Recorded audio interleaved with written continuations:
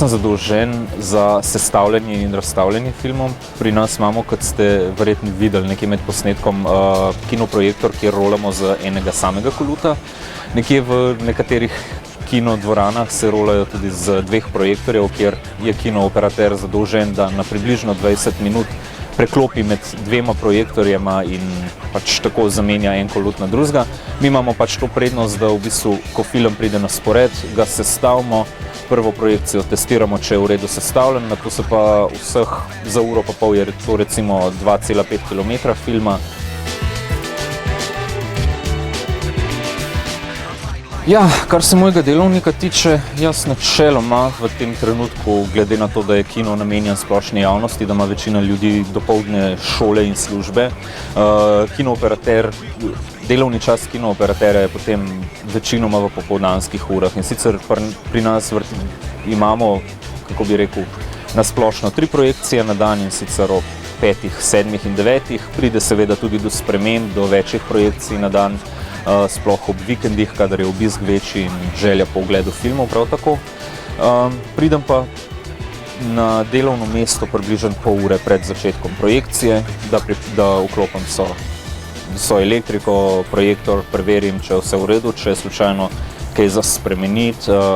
Pred film se tudi raznorazni predfilmi oziroma trailerji lepijo. Jaz seveda tudi poskrbim za to, da je ta pravi predfilm na ta pravem filmu, ki se zavrti istočasno z filmom. Potem pa sem na šihtu na 3, 4, 5 projekcijah, odvisno od dneva, zaključim ponavadi okoli 11. ure zvečer, prevrtim film, pospravim, čistim projektor, ugasnem elektriko in odidem dam. Tako da odvisno je od kinematografa, ampak tukaj sem jaz večinoma v povprečju po 7 ur na dan.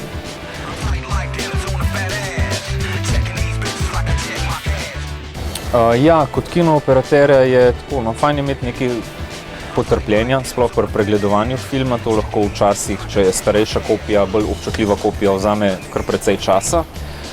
Pa seveda, ne vem, znanje na področju tehnike, audio, video, pač nasplošno, da si nek tehničen človek, da približno razumeš, zakaj se gre, ne bo tudi poklic to lažje opravljati, kot pa če bi šel nekdo, ki je totalen laik za tehniko to početi, ne.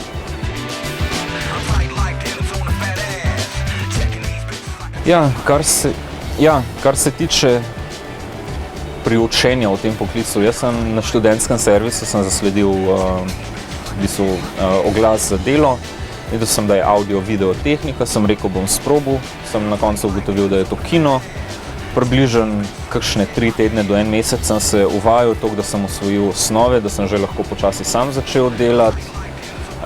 Moram pa reči, da nimam čisto nobenega predznanja, da bi se prav izučil, dejansko sem vse delal na, kako bi rekel, na praksi, ne toliko na teoriji, ampak bolj na praksi.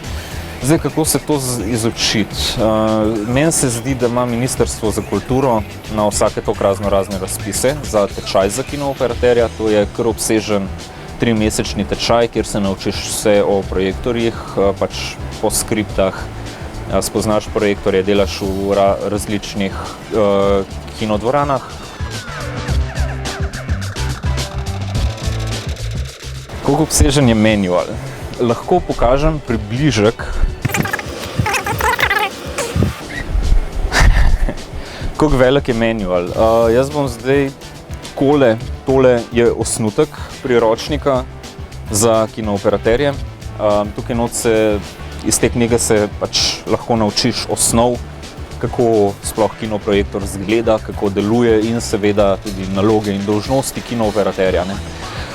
Dela se tudi na neki skripti, ki je približno tokle debela, neurejena, skupek papirja, kjer je noter vse, kar se da strniti o kinooperaterskem poklicu, ker je toliko različnih sort in projektorjev in formatov in zvočnih formatov, da je zelo težko, kako bi rekel, se to iz ene knjige naučiti. Rabiš neke sorte prakso, da prideš not, da spoznaš vse, oziroma to je, kar se mene tiče, najlažji način.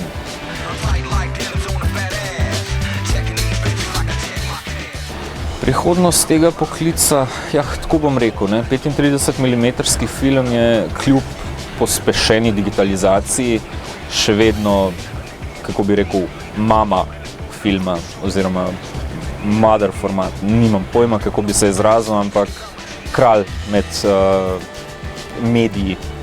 Tako da 35 bo definitivno ostala.